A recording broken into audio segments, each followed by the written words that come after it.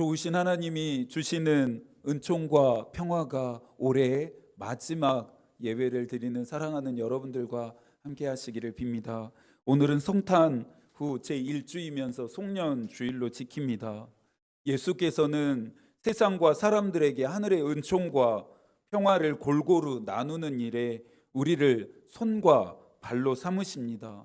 아브라함을 복의 근원으로 삼으신 것처럼 우리를 축복의 통로가 되게 하십니다. 어둠 속에 행하는 자들과 그늘진 곳에서 살아가는 자들에게 예수께서 주시는 은총과 평화가 흘러가기를 바라시기 때문입니다.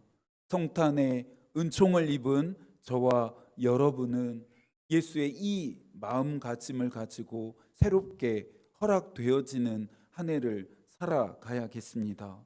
하나님의 나라는 사자와 어린 양이 함께 뒹구는 곳입니다. 이 세상이 나눔과 베품의 마음으로 너와 나로 구분되지 않고 우리가 되는 세상이 되기를 기도합니다. 12월의 마지막 주일 예배이면서 올해의 마지막 예배를 드리고 있습니다. 마지막이라는 말은 언제 들어도 참 헛헛하게 느껴지는데요. 이번 한 해 어떤 마음으로 예배 드리셨습니까? 예배 안에서 함께 하시는 하나님을 만났고 또 그분의 말씀도 들으셨습니까? 칼빈에게 예배란 삶의 유일한 실제인 하나님의 주권에 대한 준엄한 인정이었습니다. 이 말에 동의할 수밖에 없죠. 하나님의 살아계심을 믿고 살아계신 하나님이 나의 삶을 다스린다 믿는 자들만이 예배할 수 있다는 말입니다. 예배 드릴 때마다 마지막 예배인 것처럼 마음과 뜻과 정성을 다해야 합니다. 새해에는 하나님이 기뻐 받으시는 예배를 드리는 우리 교회 그리고 저와 여러분이 될 수 있기를 소망합니다. 유다의 왕들과의 만남을 통해 저의 내면을 깊숙이 들여다보게 되는데요. 완악하고 또 교만하며 옳은 소견대로 행하는 왕들의 모습이 꼭 저의 모습 같습니다. 하나님을 경외하는 것처럼 살다가 결정적인 순간에는 세상과 사람들의 말에 솔깃해서 하나님에게서 돌아서는 것도 어쩜 이리 똑같을까요? 열왕들의 이야기를 읽어가면서 믿음과 삶을 점검하고 계신가요? 영적 전쟁은 날마다 내가 누구 편에 설 것인지를 선택하는 것입니다. 온전함과 정직함으로 하나님 편에 섰던 다윗과 같은 삶을 살 것인지 아니면 온전함과 정직함을 버린 왕들처럼 하나님 반대편에 설 것인지를 날마다 결단해야 한다는 말입니다. 왜 그렇습니까?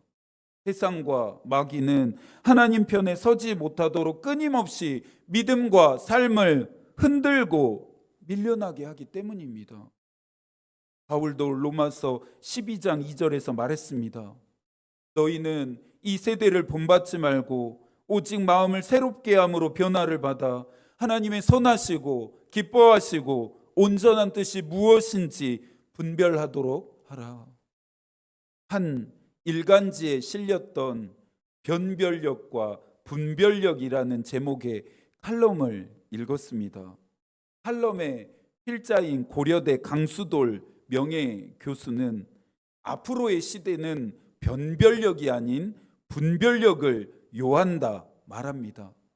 변별력이 최우수 학생과 그렇지 않은 학생을 구별하는 차별화의 힘이라면 분별력이란 참과 거짓, 옳고 그름, 의미와 무의미를 헤아리는 지혜의 힘이다 설명합니다.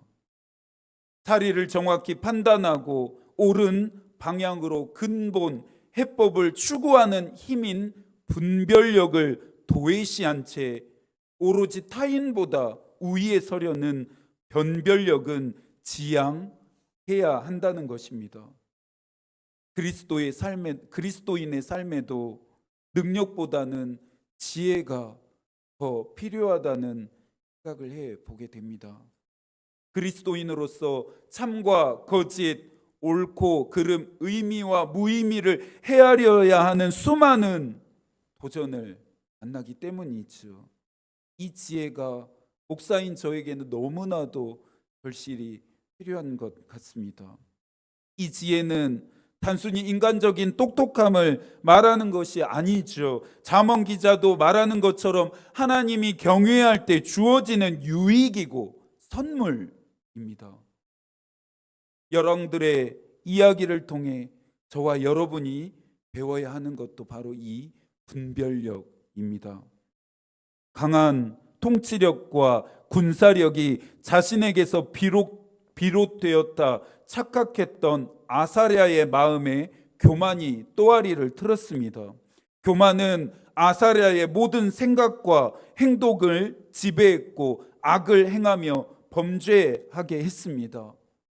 지난 시간 아사랴를 통해 확인한 교만의 특징이 무엇입니까?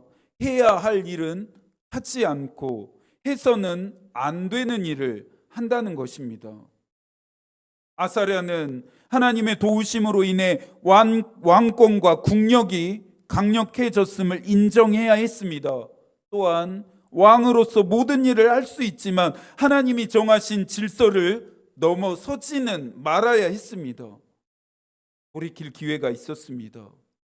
돌아설 시간이 주어졌습니다. 하지만 아사랴는 돌이키지도 않았고 돌아서지도 않아서 결국 죽는 날까지 신의 저주라 불리우는 나병 환자로 살아야 했습니다. 하지 말라는 명령에 순종해야 함을 우리가 너무나 잘 알고 있지만 계속해서 그 선을 넘고 또 넘는 것이 죄악된 우리의 민낯입니다. 아무리 노력해도 잘 되지가 않습니다. 또 명령을 지키기 위해 열심히 노력하지도 않습니다. 거듭되는 이 실패를 극복할 수 있는 방법은 과연 없는 것일까요? 있습니다. 반대로 하나님이 하라 하신 일에 적극적으로 순종해 보는 것입니다. 하나님의 말씀대로 살려고 애쓰고 힘쓰다 보면 자연스럽게 이 실패를 극복하게 됩니다. 오늘은 유다의 11번째 왕 요담을 만날 차례인데요. 열왕기하 15장 7절입니다. 아사랴가 그의 조상들과 함께 잠에 다윗성에 그의 조상들과 함께 장사되고 그의 아들 요담이 대신하여 왕이 되니라. 유다의 왕들이 온전함과 정직함을 잃어버렸어도 하나님이 유다 왕조를 계속해서 보존하신 이유를 잊지 말라 말씀드렸습니다. 요담을 만나면서 칠흑 같은 어둠 속에서 작은 빛을 본 듯한 감격을 느낍니다. 이제서야 제대로 된 왕을 만났다는 생각도 듭니다. 열왕기 저자는 요담의 업적을 세 가지로 정리했습니다. 정직하게 행함, 산당은 제거하지 못함, 성전의 윗문 건축입니다. 산당에 대한 문제는 나중에 저희가 다루기로 했죠. 요담이 어떻게 정직하게 행했는지, 그리고 성전 윗문은 왜 건축한 것인지 그의 이야기가 궁금해지는데요. 병행 본문인 역대하에서 그 실마리를 찾을 수 있습니다. 역대하 27장 2절의 말씀을 한 번 더 함께 읽겠습니다. 요담이 그의 아버지 우시아의 모든 행위대로 여호와 보시기에 정직하게 행하였으나 여호와의 성전에는 들어가지 아니하였고 백성은 여전히 부패하였더라. 그가 성전에 들어가지 아니하였고, 이 말이 무엇을 시사하는지 지난주 설교와 연결해서 생각하셔야 합니다. 요담의 아버지 아사랴는 자신이 스스로 분향하기 위해 성전 안으로 들어갔고 향로를 붙잡았습니다. 제사장들에게만 허락되어진 일에 대한 시도였고, 이 일은 곧 하나님에 대한 도전이었습니다. 참담한 일을 행하고 있는 아사랴를 누가 막아섰습니까? 대제사장 아사랴입니다. 하나님의 성전에서 당장 나가라는 대제사장의 말을 듣고 오히려 분노하는 순간 하나님의 영광은 아사랴를 떠났고 그 순간 나병이 발현합니다. 마음속 깊이 새겨두고 절대 잊지 않는다는 명심불망이라는 사자성어처럼 요담은 아버지 아사랴가 행한 죄악과 그 결과를 뼛속 깊이 새기고 또 새겼던 것입니다. 요담의 행적을 살펴보면서 베드로의 권면을 생각합니다. 베드로후서 2장 22절입니다. 참된 속담에 이르기를 개가 그 토하였던 것에 돌아가고 돼지가 씻었다가 더러운 구덩이에 누웠다 하는 말이 그들에게 응하였도다. 꼭 저에게 주시는 권면으로 들립니다. 죄악으로 인해 실수와 실패를 경험한 후에 다시는 죄를 짓지 않아야 하는데 개가 토했던 것을 다시 먹고 깨끗하게 씻긴 돼지가 더러운 구덩이에 다시 누워버리는 것처럼 반복해서 죄를 짓는 저의 모습을 알기 때문입니다. 우연히 어쩌다가 죄를 짓는 것이 아니라 습관적이고 반복적으로 죄를 짓습니다. 웨슬리의 경고는 더 뜨끔합니다. 그는 습관적이고 반복적인 죄를 불신의 표시로 정의했습니다. 사도 요한도 요한일서 1장 6절에서 말합니다. 만일 우리가 하나님과 사귐이 있다 하고 어둠에 행하면 거짓말을 하고 진리를 행하지 아니함이거니와. 요한이 말하는 불신의 표시는 어둠 속에 행함, 거짓말, 진리대로 행하지 않음입니다. 모두 다 습관적이고 반복적으로 짓는 죄의 결과들입니다. 나는 습관적이고 반복적으로 하나님의 뜻을 행하고 있는지 아니면 습관적이고 반복적으로 죄를 짓고 있는지 점검해 보시기 바랍니다. 요담은 습관적이고 반복적인 아사랴의 죄악과 완전히 별별합니다. 성전에 들어가지 않았을 뿐만 아니라 성전의 윗문까지 건축했습니다. 마음대로 행사할 수 있었던 권력은 절제했고 모든 것의 중심을 하나님이 되게 설정합니다. 이제까지의 왕들이 보였어야 할 마음과 태도입니다. 이전의 왕들이 해야 했지만 하지 않았던 가장 중요한 일들입니다. 새해를 앞두고 많은 계획들을 세우시고 계실 거라 생각합니다.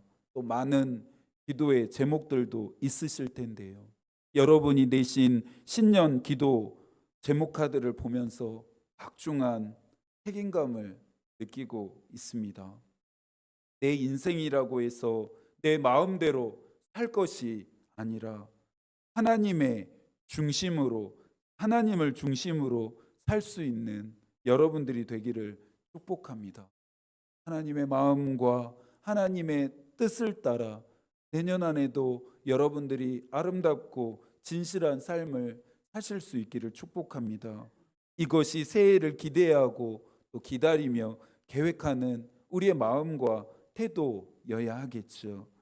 역대하 27장 4절과 5절의 말씀도 한 번 더 읽겠습니다. 유다 산중에 성읍들을 건축하며 숲을 가운데 견고한 진영들과 망대를 건축하고 암몬 자손의 왕과 더불어 싸워 그들을 이겼더니 그 해에 암몬 자손이 은 100달란트와 밀 10,000고루와 보리 10,000고루를 바쳤고 제2년과 제3년에도 암몬 자손이 그와 같이 바쳤더라. 왕들의 승리를 인간사적으로만 평가할 수는 없다 말씀드렸습니다. 승리가 온전함과 정직함으로 하나님을 경외한 왕들에게 주시는 하나님의 선물이었기 때문입니다. 아버지의 죄악을 답습하지 않고 타산지석 삼아 하나님의 전에 들어가지 않고 성전의 윗문을 건축하면서 하나님 중심으로 사는 요담을 하나님은 도우셨고 강하게 하셨습니다. 유다와의 전쟁에서 패했던 암몬은 3년간 은 100달란트, 밀 10,000고루, 보리 10,000고루를 조공으로 바쳐야 했습니다. 고대와 지금의 경제 가치를 비교하는 것이 말은 안 되지만 암몬이 조공한 양이 현대의 가치로 환산하면 얼마나 될까 검색해 봤더니 최소 100억이 넘는 가치였습니다. 요담의 승리는 그의 강한 통치력과 군사력에서 비롯되었습니까? 아니죠. 아닙니다. 하나님이 도우셨기 때문입니다. 6절입니다. 요담이 그의 하나님 여호와 앞에서 바른 길을 걸었으므로 점점 강하여졌더라. 여호와 앞에서 바른 길을 걸었으므로, 바른 길을 걸었기 때문입니다. 요담은 하나님을 자신의 하나님으로 삼았습니다.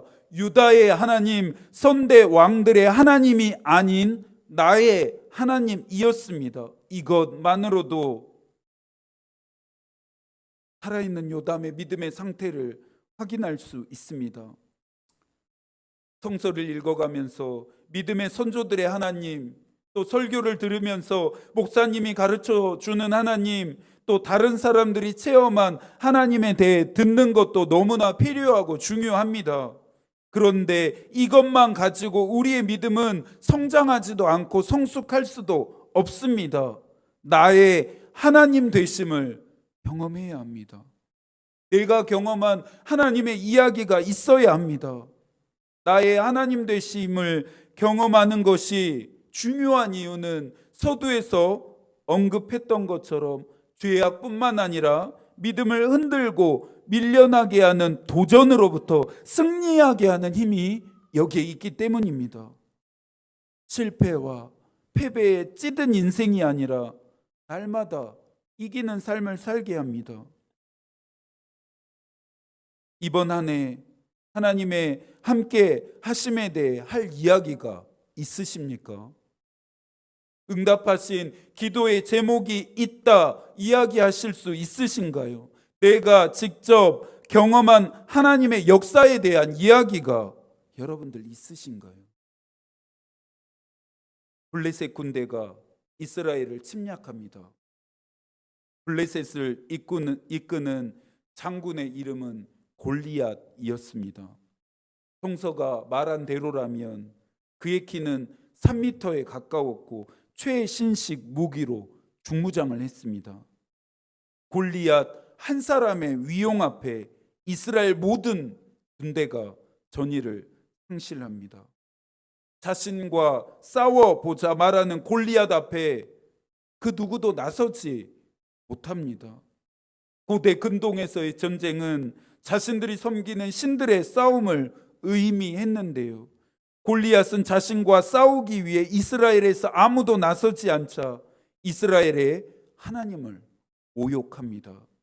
40일 동안 아침 저녁으로 하나님을 모욕하는 골리앗의 목소리를 이스라엘 군대는 공포와 두려움에 떨면서 숨죽여 듣기만 해야 했습니다.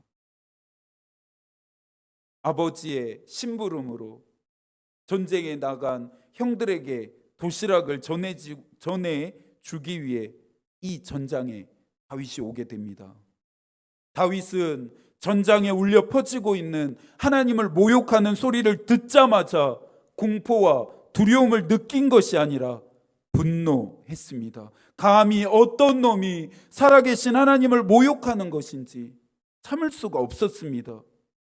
그 놈이 바로 골리앗임을 알았던 다윗은 자신이 나가서 싸우겠다 말합니다. 하나님을 모욕하는 골리앗과 싸우려 하는 사람이 이스라엘 군대 중에 한 명도 없다는 사실은 다윗의 분노에 기름을 부었습니다. 큰 형 엘리압은 다윗에게 교만하고 완악하다고 말하면서 들판에서 몇 마리 안 되는 양이나 치는 주제에 네가 어떻게 저 골리앗과 싸우겠냐며 꾸짖습니다. 사울왕도 다윗을 만류합니다. 딱 보니 어리고 작은 다윗이 저 크고 강한 골리앗과 게임이 안 된다는 판단이 섰기 때문입니다. 왕이 아닌 정상적인 사람 누구라도 할 수 있는 판단이었습니다. 다윗은 어떤 선택을 했을까요? 여러분이 다윗이라면 어떻게 하시겠습니까? 다윗은 자신을 만류하는 사울에게 말합니다. 저는 이 구절을 읽을 때마다 소름 끼치는 전율을 느낍니다. 알 수 없는 뜨거움이 솟구쳐 오르는데요. 그의 말을 들어보시겠습니까? 사무엘상 17장 34절부터 37절까지의 말씀입니다. 다윗이 사울에게 말하되 주의 종이 아버지의 양을 지킬 때에 사자나 곰이 와서 양떼에서 새끼를 물어가면 내가 따라가서 그것을 치고 그의 입에서 새끼를 건져내었고 그것이 일어나 나를 해하고자 하면 내가 그 수염을 잡고 그것을 쳐 죽였나이다. 주의 종이 사자와 곰도 쳤은즉 살아계시는 하나님의 군대를 모욕하는 이 할례받지 않는 블레셋 사람 이리이까. 그가 그 짐승의 하나같이 되리이다. 또 다윗이 이르되 여호와께서 나를 사자의 발톱과 곰의 발톱에서 건져 내셨은즉 나를 이 블레셋 사람의 손에서도 건져 내시리이다. 골리앗과 게임이 안 된다는 것을 다윗은 몰랐을까요? 다윗은 하나님의 승리를 믿었습니다. 양떼의 새끼를 물어가는 사자나 곰을 따라가 그 입을 찢고 새끼를 구한 후에 쳐 죽였던 것처럼 하나님이 저 짐승과 같은 골리앗으로부터 승리하게 하실 것을 다윗이 믿었습니다. 다윗에게는 하나님이 나의 하나님 되시는 이 이야기가 있었습니다. 고요한 이 아침 우리가 써야 하는 이야기이고 새롭게 허락되는 내년 한 해 동안 우리가 써 가야 할 이야기입니다. 히브리 시인도 시편 18편 2절에서 노래합니다. 여호와는 나의 반석이시요 나의 요새시요 나를 건지시는 이시요 나의 하나님이시요 내가 그 안에 피할 나의 바위시요 나의 방패시요 나의 구원의 뿌리시요 나의 산성이시로다. 다윗의 하나님, 요담의 하나님이 내년 안에 여러분의 하나님이 되시기를 축복합니다. 요담의 이야기는 해피 엔딩인데요. 하나님 앞에서 바른 길을 걸은 요담은 점점 강해집니다. 요담을 향한 평가가 올해 마지막 예배를 드리면서 새로운 한 해를 결단하는 저와 여러분의 평가가 되기를 소망합니다. 하나님 앞에서 바른 길을 걸은 누구누구는 점점 강해지고 승리했으며 하나님이 주시는 복과 은혜를 누렸다가 우리 모두의 평가이기를 축복합니다. 한 해 동안도 수고 많으셨습니다. 믿음의 길에서 이탈하지 않고 잘 버티고 견디셨습니다. 교회를 위해 기도하며 또 헌신해 주심에도 다시 한번 감사드립니다. 사랑하는 교우들과 함께하는 이번 한 해가 참 행복했습니다. 이 한 주간도 또 새로운 한 해 동안도 하나님이 여러분과 함께 하시기를 계속해서 기도하겠습니다. 하나님의 마음이 우리의 기도가 되고 하나님의 뜻이 우리의 길이 되기를 빕니다. 아멘.